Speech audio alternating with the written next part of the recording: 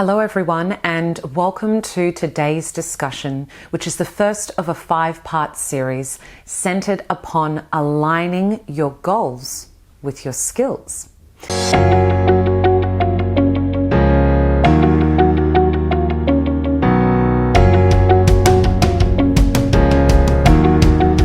So today is going to be a deep dive into a self-assessment of your current skills and also those which you wish to further enhance for future projects.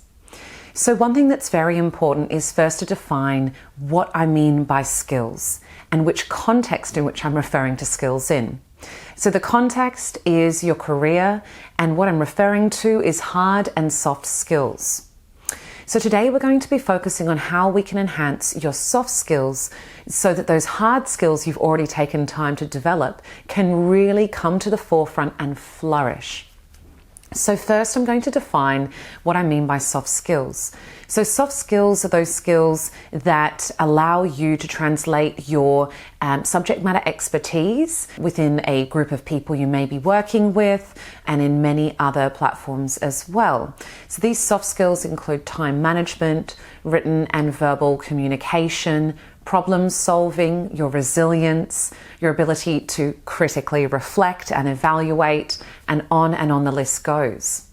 So these soft skills can really support you in actually delivering whatever your hard skills may be. Now, what's interesting is often we invest so much time in the development of our hard skills.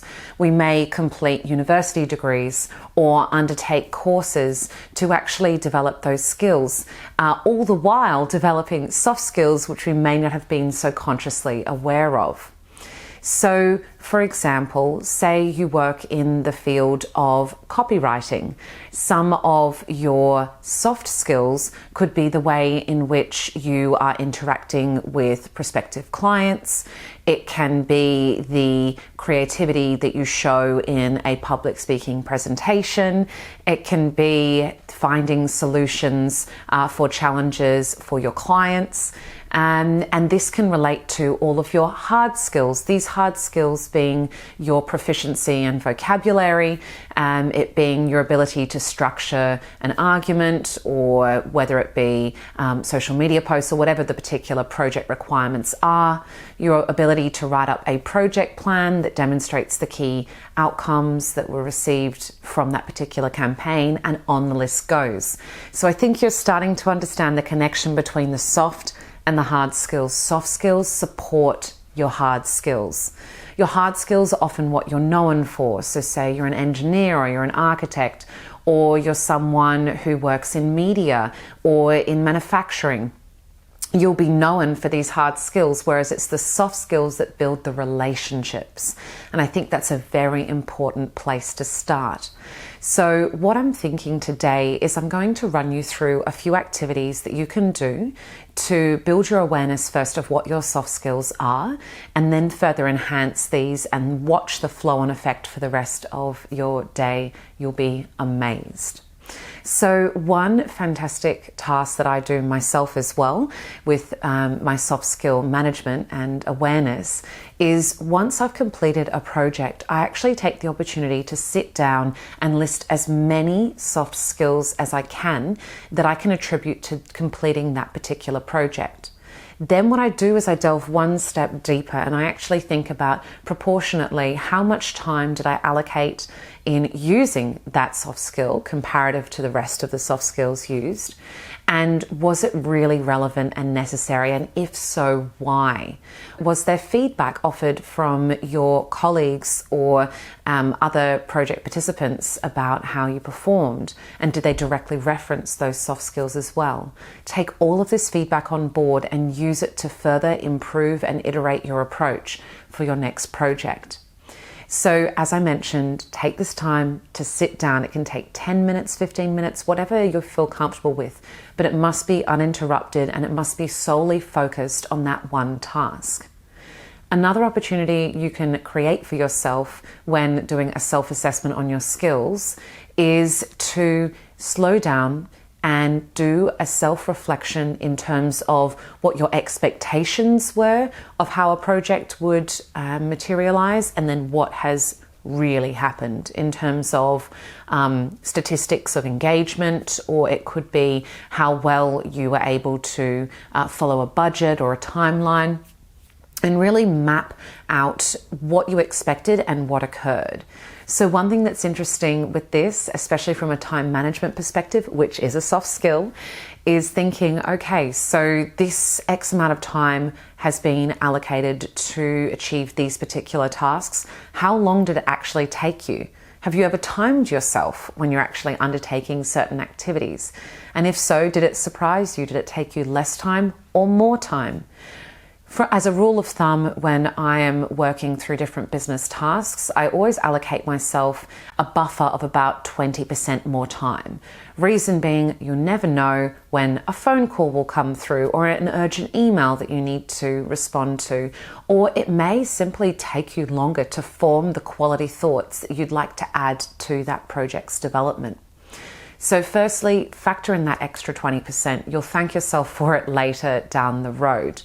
And in terms of time management as well, make time your friend. Set yourself up for success. Another hint I have is actually creating the next day's to-do list the day before. So in the last 30 minutes or so of your time for work, sit down and write a clear to-do list, not a random list of words that really can be barely interpreted in the next day, but a clear list of actions that you're going to take as soon as you begin your workday.